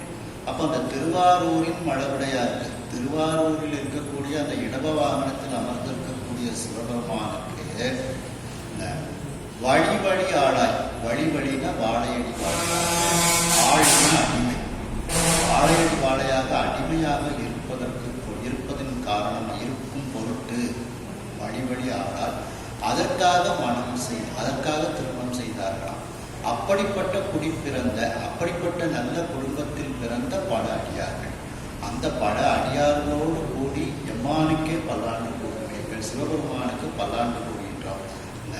அப்போ நம்ம குழந்தைகளுக்கு நாம செய்யக்கூடிய தர்மத்தையும் கூட இருந்து அவங்களுக்கு இதெல்லாம் செய்யணும்னு காமிச்சு கொடுக்கணும். அப்பதான் நம்ம செஞ்ச தர்மத்தை அதெல்லாம் கடைப்பிடிக்கணும். அதற்காக இவர்கள் அந்த அந்த பெண்களோடு இன்பத்தை அனுபவித்தார்கள். அடுத்து நிலையாமை நோக்கி, நிலைத்தது எது நிலையாதது எது என்பதை பார்த்து நெறிப்படு தர்மதானம், நெறிப்படுத்தி தர்மம் அப்படின்னா ஏழைகளுக்கு தருவது, தானம் அப்படின்னா உயர்ந்தோருக்கு தருவது. இதையெல்லாம் அதாவது நிலையாமை அப்படிங்கிறதுக்கு நிலையாக இருக்கும் பொருள், நிலையில்லா பொருள் அப்படின்னு கொடுத்துருக்குறாங்க. இப்படி அதையெல்லாம் அவர்கள் சீர்தூக்கி பார்த்து தர்ம தானங்களை அவர்கள் செய்து அதிலேயே தங்களுடைய வாழ்க்கையை கழிப்பவர்கள் அந்த மதுரை மாநகரத்தில் இருந்தார்கள். மேலும் கலைஞர் கை பெய்தும் அந்த தர்ம தானங்களை கலைஞர்களின் கையில் கொடுத்தும் காலம் கழிப்பவர் எண்ணிலாதார். அதாவது இதுல என்ன நம்ம புரிஞ்சுக்கிடணும் அப்படின்னா, அப்ப இவங்க அடிக்கடி கலைஞர்களை வீட்டுக்கு கூப்பிடுறாங்க. நாதஸ்வர கலைஞர்கள், போதுவார்கள், வேத பண்டிட்டுகள், இவங்களெல்லாம் வீட்டுக்கு கூப்பிட்டு அவங்கள பாட சொல்லி வாசிக்க சொல்லி அவங்களுக்கு ஒரு சன்மானம் கொடுத்து அவர்களை அதிலேயே அவங்க நேரத்தை போக்குறாங்க. அப்படி அந்த கலைஞர்களை பெய்தும் காலம் கழிப்பவர் எண்ணிலாதார். அப்படி அவர்கள் எண்ணிலாதவர்கள் அந்த மதுரை மாநகரத்தில் இருக்கின்றார்கள். அடுத்த பாட்டு பாருங்க. சந்தித்து மீன நோக்கி தலைவனை மூன்று போதும்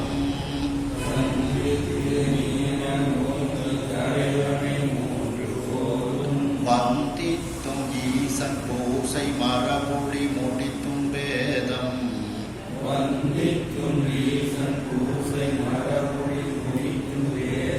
அந்தித்து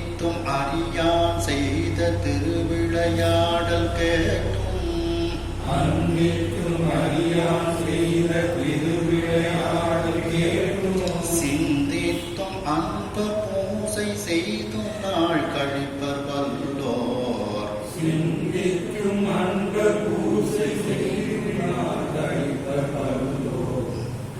சந்தித்து மீன நோக்கி தலைவனை தினந்தோறும் மீன நோக்கினா மீன் போன்ற பார்வையை உடையவள். அந்த மீன் போன்ற பார்வையை உடைய அந்த மீனாட்சி, இந்த அட்சின்னா கண், மீன் போன்ற கண்ணை உடையவள்.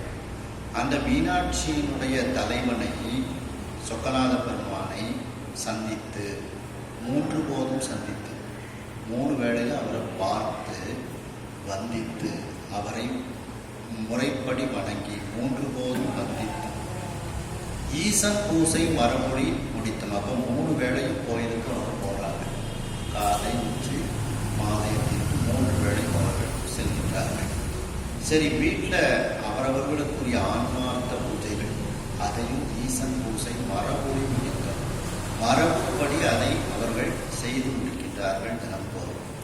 இப்படியெல்லாம் வாழக்கூடியவர்கள் மதுரை மாநகரத்தில் நிறைய பேர் இருக்கின்றார்கள். அதாவது சந்தித்து மீன நோக்கி தலைவனை 3 போதும் வந்தித்தும் நாள் கழிப்பர் வல்லோர். ஈசன் பூசை மரபுடி முடித்தும் நாள் கழிப்பர் வல்லோர். வேதம் நெருங்கியும் அறியான் செய்த திருவிளையாடல் கேட்டும் நாள் கழிப்பர் வல்லோர். வேதம் அந்தித்து அப்படின்னா நெருங்கி அப்படின்னு அர்த்தம். அந்த அந்தி நேரம் அப்படின்னா 2 வேளைகள் சந்திக்கக்கூடிய நேரம். அந்தி நேரம்னா 2 நேரங்கள் சந்திக்கக்கூடிய நேரத்திற்கு அந்தி நேரம் அப்படின்னு சொல்லுவாங்க. மதியமும் அந்த சாயரட்ச நேரமும் சந்திக்கக்கூடிய அந்தி சந்தின்னு கூட சொல்லுவாங்க பார்த்தீங்களா. அப்போ அந்தித்து அப்படிங்கிறது நெருங்கி சந்தித்து. அப்படி அந்த வேதங்கள் இறைவனை நெருங்கியும் இன்னமும் அந்த வேதங்களால் அறிய முடியாதவனாக அந்த சொக்கநாத பெருமான் இருக்கின்றான்.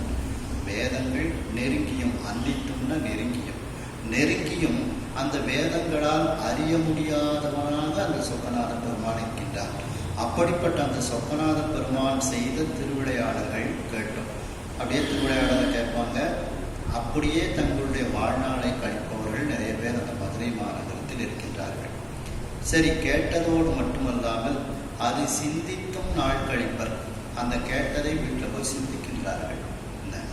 அன்பர் பூசை செய்தும் நாள் கழிப்பர் கொள்வோம். அன்பர்களுக்கு பூஜைகள், சிவனடியார்களுக்கு அந்த மாகேஸ்வர பூஜைகள் எல்லாம் செய்து தங்களுடைய வாழ்நாளை கழிப்பவர்கள். இவ்வாறு விதவிதமாக இறைவனுக்கு தொண்டு செய்தும், இறைவன் அடியார்களுக்கு தொண்டு செய்தும், அந்த இறைவனுடைய திருவிளையாடல்களை கேட்டும், பூஜைகள் செய்தும், அந்த சரியை கிரியை யோகம் ஞானம் என்கின்ற மார்க்கத்தில் இருக்கக்கூடியவர்கள் எல்லாம் நிறைய பேர் அந்த மதுரை மாநகரத்தில் இருக்கின்றார்கள். அடுத்த பாடல் பாருங்க. கற்பவை கற்றும் கேட்டும் கேட்பவை கருத்துள் ஊற சொற்பொருள் நினைத்தும் கற்போர்க்கு உணர்த்தி உள் துளக்கம் தீர்த்தும் எல்பகல் இரவு நீங்கும் இடத்துமை அறிவு ஆனந்த அற்புத வெள்ளத்து ஆளாது ஆழ்த்தும் நாள் கழிப்பர் சில்லோ.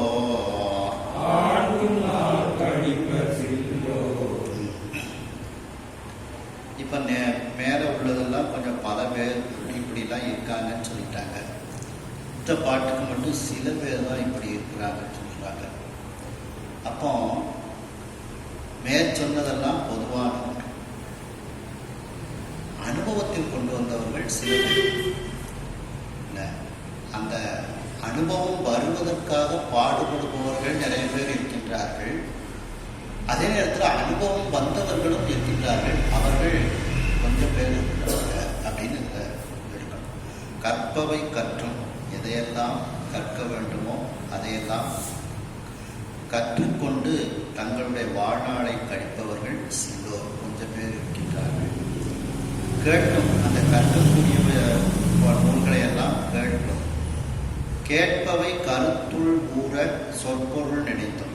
அந்த கேட்டதையெல்லாம் கருத்துக்குள் செலுத்தி, கருத்துள் ஊறன கருத்துக்குள் செலுத்தி, தங்களுடைய சிந்தைக்குள் செலுத்தி, அதனுடைய சொல் அதனுடைய பொருளை வீட்டில் வைத்து நினைத்து பார்ப்பவர்கள் இல்லை. அவர்கள்லாம் கொஞ்சம் பேர் தான். ஏன்னா இது கொஞ்சம் கடினமான ஒன்று, அதனால கொஞ்சம் பேர். கற்போருக்கு உணர்த்தி, தங்களிடத்தில் யாரும் கற்றுக்கொள்ள வேண்டாம் வந்தால் அவர்களுக்கு அதை உணர்த்துகின்றார்கள், எடுத்துச் சொல்கின்றார்கள். அவர்கள் உணருமாறு எடுத்துச் சொல்கின்றார்கள். உள் துளக்கம் தீர்த்தும் அவர்களுக்கு வரக்கூடிய அந்த சந்தேகங்கள், ஐயங்களை எல்லாம், அந்த துன்பங்களை எல்லாம் அவர்கள் தீர்த்து வைக்கின்றார்கள். எல்பகல் இரவு நீக்கும் இடத்து, அதாவது இரவு பகல் உணராத துரிய உணர்வு நிலை, அந்த உணர்வு நிலையில் இருக்கக்கூடியவர்கள் நீங்கும் இடத்து மெய் அறிவு ஆனந்த அற்புத வெள்ளத்து ஆளாத ஆனந்தம். அந்த சிவானந்த வெள்ளம், உண்மையான அறிவு ஆனந்தம், அந்த அற்புத வெள்ளமாக அந்த சொக்கநாத பெருமான் என்கின்ற அற்புத வெள்ளத்தில் அவர்கள் குளித்து கொண்டிருக்கின்றார்கள். அந்த சிவானந்த வெள்ளத்தில் அவர்கள் மூழ்கி இருக்கின்றார்கள். அப்படி இருந்து கொண்டு தங்களுடைய நாளை கழிப்பவர்கள் கொஞ்சம் பேர் அங்கே இருக்கிறாங்க. அதாவது ஜீவன் முக்தர்களாக கொஞ்சம் பேர் இருக்கிறாங்க. அவர்கள் பூமியில இருந்தாலும் சொக்கநாத பெருமானோட தொடர்புல இருப்பாங்க. சொக்கநாத பெருமான்கிட்ட பேசுவாங்க, அங்கே இருக்கிட்டு பேசுவாங்க. நமக்கு பார்க்கும்போது ஏதோ நம்மளை மாதிரி ஒரு ஆளாக தெரியும். ஆனால் மேலிடத்துல தொடர்பு வச்சிருப்பாங்க. அப்படி அவர்கள் எல்லாம் அவங்க கொஞ்சம் பேர் தான் இருக்க முடியும். ஏன்னா தவம் செய்தவர்கள் அல்லவா. மேலே சொன்னதெல்லாம் பொதுவானது, அது எல்லாரும் கடைப்பிடிக்கிறாங்க. அவங்க இந்த அனுபவம், அந்த இரவு பகலற்ற இடம்தான் வருவதற்குரிய அந்த ஆனந்த வெள்ளத்தில் அழுந்தக்கூடிய இன்பம் அவர்களுக்கு கிடைப்பதற்காக அவர்கள் பாடுபடுகின்றார்கள். பாடுபடக்கூடியவர்கள் நிறைய பேர் இருக்கின்றார்கள். பாடுபட்டு அதை அடைந்தவர்கள் கொஞ்சம் பேர் இருக்கிறாங்க. கழிப்படி செல்வோம் அப்படின்ட்டு.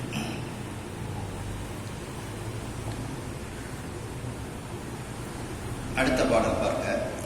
தன்னிகர் முயற்சியில்லாம் இந்த எல்பகல் இதுல இருந்து இதுவரைக்கும் உள்ளதெல்லாம் ஜீவமுக்தர்கள். இந்த பூமியில இருக்கும் போதே அவர்கள் அந்த சொக்கநாத பெருமானோட தொடர்பில் இருக்கக்கூடியவர்கள். தன்னிகர் முயற்சியில்லாம்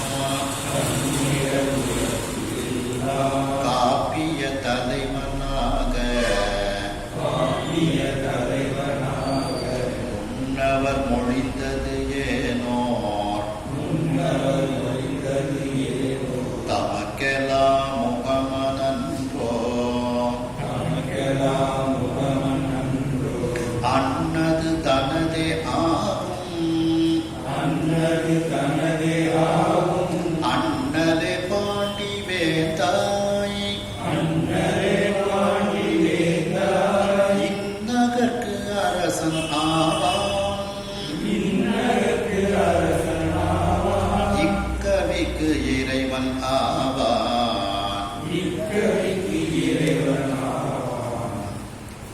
தன்னிகர் முயற்சி இல்லா, தனக்கு நிகராக உயர்ந்தவர்கள் யாரும் இல்லாதவன் அந்த சொக்கநாத பெருமான். அந்த அவனுக்கு நிகர் அவனே. அந்த சொக்கநாத பெருமானே இந்த காப்பியத்திற்கு தலைவனாக, பாட்டுடை தலைவனாக அவன் இருக்கின்றான். நான் செய்யக்கூடிய, எழுதக்கூடிய இந்த திருவிளையாடல் புராணம் என்கின்ற காப்பியத்திற்கு அந்த சொக்கநாத பெருமான் தான் பாட்டுடை தலைவனாக இருக்கின்றார். காப்பிய தலைவனாக முன்னவர் மொழிந்தது, முன்னவர்கள் கூறியிருக்கின்றார்கள். அப்படி அதாவது ஒரு காப்பியத்திற்கு தலைவனாக இருக்க வேண்டும் என்றால் அவனுக்கு நிகரானவர்கள் வேறு யாரும் இருக்கக்கூடாது, அவன் ஒருவரே இருக்க வேண்டும் அப்படின்ட்டு. இந்த கதாநாயகன் வச்சுக்கோங்க, கதாநாயகன் தான் தலை சார்ந்தவனாக இருப்பான். அப்படி முன்னவர்கள் சொல்லியிருக்கின்றார்கள். அது வேறு யாருக்கும் பொருந்தாது. பூமியில சொக்கநாத பெருமான் மட்டும்தான் அது பொருந்தும். நீங்கள் மற்றவங்க யாருக்கும் அந்த பாட்டுடை தலைவன் அது வேற ஒருத்தருக்குமே பொருத்தம் கிடையாது.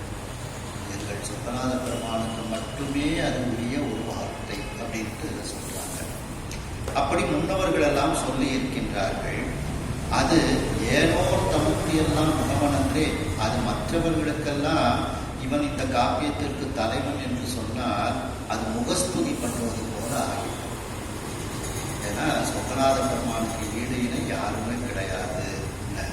அன்னது தனதே ஆகும், அண்ணலே பாண்டிவேந்தாய். அப்படி அந்த முன்னோர்கள் மொழிந்தது தனக்கே உரிய ஒரு குணமாக கொண்டவன் தனதே ஆகும். தனக்கே உரிய அந்த பாட்டுடை தலைவன் என்கின்ற ஒரு குணத்தை தனக்கே உரிய குணமாக கொண்டவன் அந்த அண்ணலாக இருக்கக்கூடிய பாண்டியன்.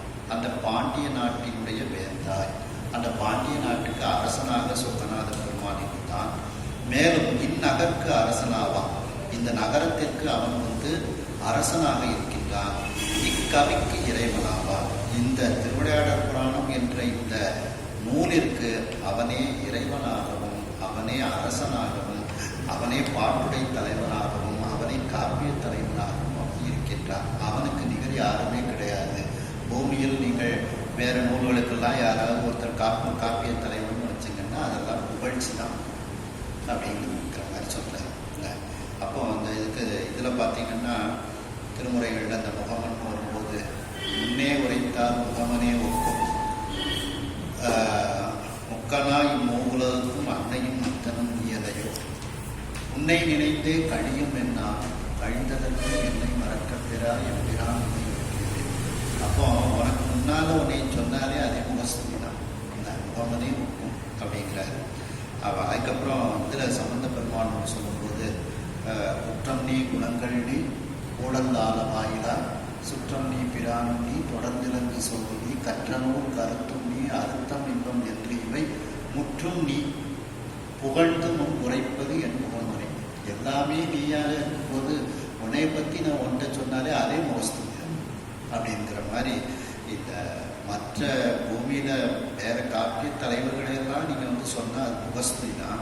அந்த முகஸ்துதிக்கு இல்லாமல் எல்லாவற்றுக்கும் உடையவனாக அந்த காப்பிய தலைவனாக இருக்கக்கூடிய தகுதி சொக்கநாத பெருமான் ஒருவனுக்கே உண்டு அப்படிங்கிறது தான் இது சொல்லப்படும். என்கிற உரைப்பேன் அந்த இறைமகன் பண்பையேனை மன்னவர் வானோர் போல மதித்து ஊரை விரிக்கற் பாற்றோ அன்னவன் ஆணையாத்தான் நடப்பதையும் அகிலம் எல்லாம் நடப்பதையும் அகிலம் என்றால் முன்னவன் செய்த ஆடல் பரவினை முறையில் சொல்வேன். எப்படி சொல்லுவேன்? அந்த சொக்கநாத பெருமானுடைய பண்பை நான் எப்படி சொல்ல முடியும்? என்னால் சொல்ல முடியுமா? முடியாது. என்னென்ன உரைப்பேன்? எப்படி அந்த சொக்கநாத பெருமானுடைய அந்த இறைமகன், அந்த இறைமகன்னா சொக்கநாத பெருமான், அந்த சொக்கநாத பெருமானினுடைய பண்பை நான் சொன்னால் அதெல்லாம் ஆச்சரியா வருமா? அதையும் கடத்தவன் அவன். அவனுடைய புகழை சொல்வதற்கே நம்மளால முடியாது. இல்லை, ஏதோ கொஞ்சம் வார்த்தைகளை வச்சுக்கிட்டு நம்ம சொல்லிக்கிட்டு இருக்கோம். ஏனை மன்னவர் வானோர் போல மதித்து உரை விரிக்க பார்க்கிறோம். ஏனை மற்ற மன்னவர்கள், ஏனை வானோர் மற்ற தேவர்களைப் போல அந்த சொக்கநாதரையும் மதித்து அவருடைய தன்மைகளை உரையால் நாம் விரித்து சொல்ல முடியுமா? அப்படின்னு முடியாது. அன்னவன் ஆணையால் தான், அந்த சொக்கநாத பெருமானினுடைய ஆணையால் தான் இந்த அகிலமெல்லாம் நடக்கின்றது. அவனன்றி ஓர் அணுவும் அசையாது. அப்படி அவனுடைய ஆணை சக்கரத்தால் தான் இந்த உலகமே நடக்கின்றது என்று சொல்லப்படும் போது சொல்கின்றார்கள். முன்னவன் செய்த ஆடல் மரபினை முறையும் சொல்வேன். இப்பொழுது அந்த எல்லோருக்கும் முன்னவனாக இருக்கக்கூடிய அந்த சொக்கநாத பெருமான் செய்த திருவிளையாடல், ஆடல்னா திருவிளையாடல், வரவினை அப்படின்னா நடந்த பாங்கு, அந்த திருவிளையாடல் எப்படி நடந்தது அப்படிங்கிறத நான் முறைப்படி உங்களுக்கு சொல்ல போகின்றேன் அப்படிங்கிறாங்க. அடுத்து பாருங்க, திருக்கைலாயச்சரம். இப்போ இது வரைக்கும் வந்துட்டோம். அந்த மதுரை மாநகரம், ஊர், நாடு, மலை, இதெல்லாம் பற்றி நம்ம பார்த்துட்டு இப்போ கைலாய மலையுடைய சிறப்பை பற்றி பார்க்கின்றோம். அந்த கைலாய மலையில் யாரெல்லாம் இருக்கிறாங்க, அவங்க எல்லாருக்கும் திருவிளையாடல் புராணத்தை கேட்குறாங்க அங்கே உள்ள முனிவர்கிட்ட. உடனே அந்த முனிவர் இந்த திருவிளையாடல் புராணத்தை எடுத்து சொல்கிறாங்க. அப்படி சொல்வதற்கு முன்னால் அந்த மூர்த்தி தலம் தீர்த்தம் அதை பற்றி முதல்ல எடுத்து சொல்லிட்டு அதுக்கப்புறம் திருவிளையாடலுக்குள்ள போகிறாங்க. அதுக்கு ஒரு 150 பாடல் போகும். அதுக்கப்புறம் தான் நம்ம அந்த கதைக்குள்ளே போக முடியும். இதில் இந்த மூர்த்தி தலம் தீர்த்தம் விசேடமாக அந்த சொக்கநாத பெருமான், அந்த பொற்றாமரை குளம், அதுக்கப்புறம் அந்த மதுரை மாநகரம், இதையெல்லாம் பற்றி விரிவாக கொஞ்சம் சொல்லுவாங்க. வரங்கள் தந்தருள் எதமுது வானவர் முனிவோர்,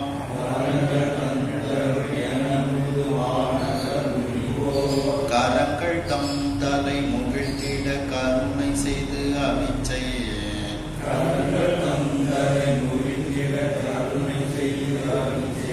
உரம் கடந்து உரை உணர்வெல்லாம் கடந்து அருமறையில்,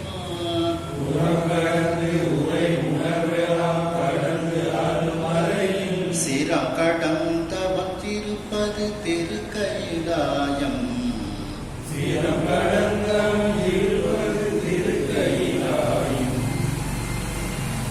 வரங்களை எங்களுக்கு தந்து அருள்வாயாக என்று முதுவானவர், பழமையான அந்த தேவர்கள், முனிவர்கள், இவர்களெல்லாம் தங்களுடைய கரங்களை தம் தலை முகிழ்த்திட கரங்களை தலைமேல் வைத்து இறைவனை வழிபாடு செய்கின்றார்கள். உடனே அவர்களுக்கு கருணை செய்கின்றான் அந்த இறைவன்.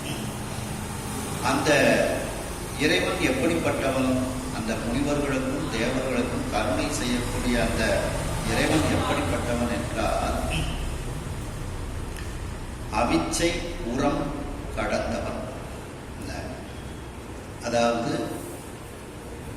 வலிமை படைத்த பாசங்களில் நீங்கி, இயல்பாகவே அவன் பாசங்களிலிருந்து நீங்கியவன், அவனுக்கு பாசம் கிடையாது அப்படின்ட்டு. அதான் அந்த உரம், அவிச்சை உரம் கடந்தவன் அவன். உரை உணர்வு எல்லாம் கடந்தவன்.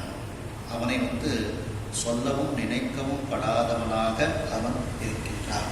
சொல்லுக்கும் பொருளுக்கும் நினைப்பிற்கும் அகப்படாதவனாக அவன் இருக்கின்றான். அதையெல்லாம் கடந்தவனாக அவன் இருக்கின்றான். உரை உணர்வு எல்லாம் கடந்தவன். அருமறையின் சிரம் கடந்தவன். உயர்ந்த வேதங்களினுடைய உச்சியை கடந்து கடந்தவனாக இருக்கின்றான். அந்த வேதத்தினுடைய உச்சியில் அவன் இருக்கின்றான். வேதங்களை முடித்த பொருளாக அவன் இருக்கின்றான். முடிந்த முடிவாக அவன் இருக்கின்றான். அப்படி அந்த கடந்தவன் அவன் இருக்கக்கூடிய இடம் எது என்றால், அந்த இறைவன் இருக்கக்கூடிய இடம் எது என்றால் அந்த திருக்கைலாயம். அந்த இறைவன் தேவர்களுக்கும் முனிவர்களுக்கும் அவன் கருணை செய்து அவர்களுக்கு வரங்களை கொடுக்கின்றான். அருமறையின் சிரமம்னா இதுக்கு வேதாந்தம் அப்படின்னு சொல்றாங்க.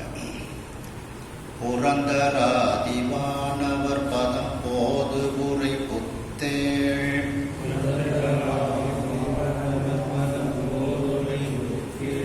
பரந்தவான் பதம் சக்கர படை உடை பகவன்,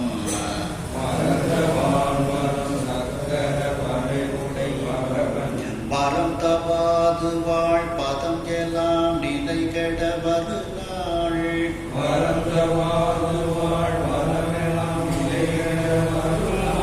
உரம் தவாது நின்று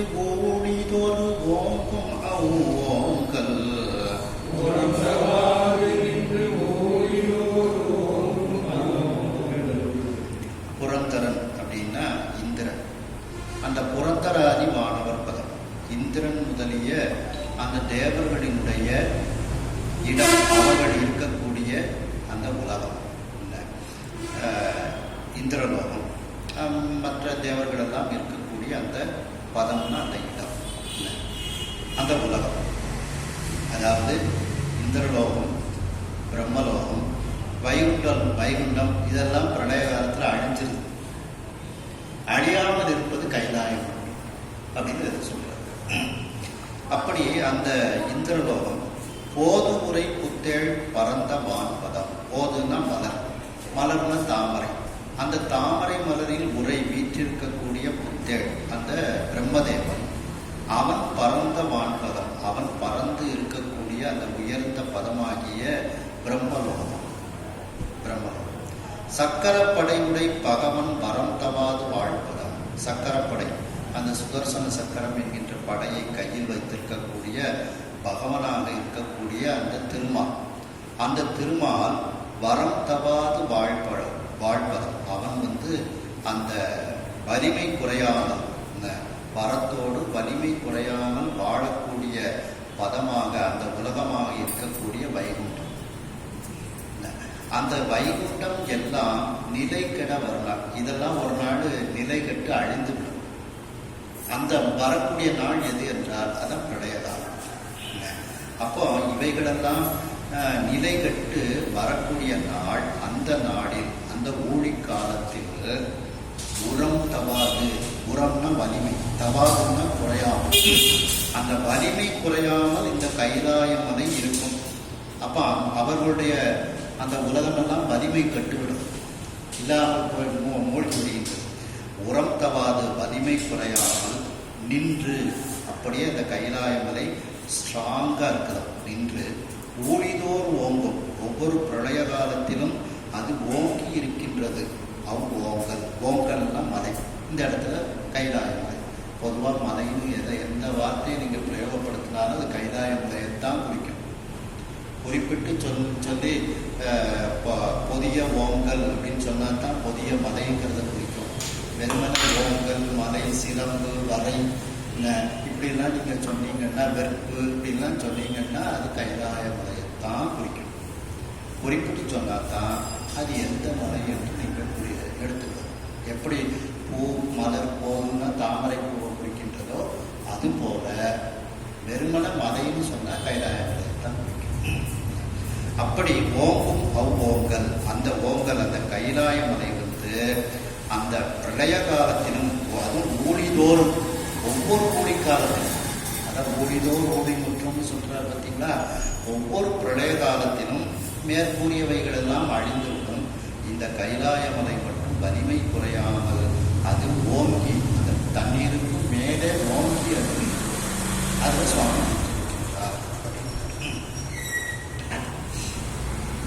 அறம்பை மாதரார் ஆடலின் அறவம் பாடல்.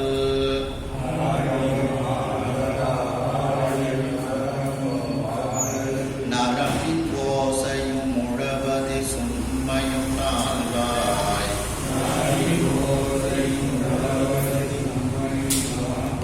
வரம்பில் ஓதையும் அருவி வீழ் ஒளியும் மாறாது.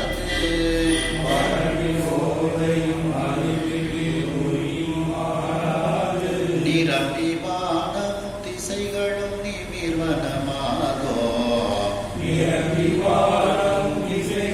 நிமிர்வனமாதோ. அந்த கைலாயத்தில் அரம்பை மாதரார் ஆடலின் அரவம், ரம்பை போன்ற அந்த பெண்களினுடைய ஆடலினுடைய சப்தம் அங்கு இருக்கின்றது. அவர்கள் எல்லாம் ஆடிக்கொண்டிருக்கின்றார்கள். பாடல் நரம்பின் ஓசையும், பாடலும் அந்த நரம்புகளால் எழுப்பப்படக்கூடிய, நரம்பு கருவிகளால் எழுப்பக்கூடிய அந்த இசை ஓசையும். முழவு அதிர் சும்மையும், முழவுகளெல்லாம் அதிர்கின்றது. இந்த சும்மையினாலும் ஓசைன்னு அர்த்தம். அந்த முழவுகள் அடிக்கப்படுகின்றது, அதிலிருந்து நிறைய ஒலி அதிர்ந்து கொண்டு வருகின்றது. அப்படிப்பட்ட முழவு அதிர் சும்மயம், முழவு அதிர அப்படின்ட்டு திருவையாத்திரத்தில் கொஞ்ச நேரத்துக்கு பார்த்தோம் பார்த்தீங்களா. அப்படியே அந்த முழவு அதிர் சும்மயம், முழவுகள் அதிரக்கூடிய அந்த ஒலியும். நால்வாய் வரம்பில் ஓதையும், நால்வாய்னா தொங்குகின்ற வாய், அந்த தொங்குகின்ற வாயுடைய அந்த யானைகளினுடைய அளவில்லாத பிளிரல் ஒலி, இந்த போதையினால் ஒலி, அருவி வீழ் ஒலியும் மாறாது. அந்த அருவிகளிலிருந்து விழக்கூடிய அந்த தண்ணீரினுடைய சப்தமும் எங்கும் மாறாது நிரம்பி, அந்த கைலாய மலையில் நிரம்பி வானம் திசைகளும் நிமிர்வனம் ஆகும். வானத்துக்கும் திசைகளையும் நிமிர்ந்து பார்க்க வைக்கக்கூடிய அளவிற்கு அந்த சப்தங்கள் அங்கே எப்பொழுதும் இருந்து கொண்டே இருக்கின்றது. அப்போ அந்த கைலாயத்தில் நடனமாடக்கூடிய ஒலி, பாடல் ஒலி, முழவு அதிரக்கூடிய, முழவுன்னா இங்கே எல்லா வாத்தியங்களையும் நம்ம எடுத்துக்கலாம். அப்படிப்பட்ட எல்லா வாத்தியங்களும் வாசிக்கக்கூடிய ஒலி, யானைகள், அருவிகள் இருக்கக்கூடிய ஒலிகள் எல்லாம் அங்கு நிரம்பி இருக்கின்றது. அப்போ நால்வாய் அப்படின்னா தொங்குகின்ற வாயின்னு அர்த்தம். நால்வாய்னா தொங்குகின்ற வாய். இந்த இதில் நமக்கு சிவஞான சித்தியாரில் விநாயகர் பெருமான் துதியில் வருது பார்த்தீங்களா, ஒரு கோட்டன் இரு செவியன் மும்மதத்தன் நால்வாய் தொங்குகின்ற வாய், நால்வாய் ஐங்கரத்தன் ஆறு தருகோட்டம் பிறைதளி தாழ் சிலையன் தரும் ஒரு வாரணத்தின் தாள்கள் உருகோட்டு அன்பொழும் வழங்கி ஓவாதே இரவுபுலர் உணர்வோர் சிந்தை திரு ஓட்டம் அயம் திருமால் சொல்லும் ஒன்றும் என்ன செய்கின்ற வேறு விநாயகர் பெருமானுக்கு வருது பார்த்தீங்களா. அப்போ நால்வாயினாலே யானையைத்தான் குறிக்கும் என்ற அளவில்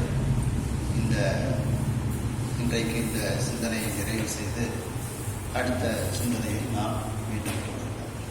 விநாயகர் பெருமானில் மட்டும் முடிச்சிட்டோம். கையிலாய பரம்பரையில் சிவஞான போத நெறி காட்டும் வெண்ணை பயில் வாய்மைகள் நான் சந்ததி கோமியான பானுவாகே பொயிலாரும் பொழில் திருவாவடு துறைவாள் ஒரு நமச்சிவாய தேவம் சைதாரி மரபுடையும் திருமரபு நீடோழி தழைக மாதோ. ஹர நம பார்வதி பதையே.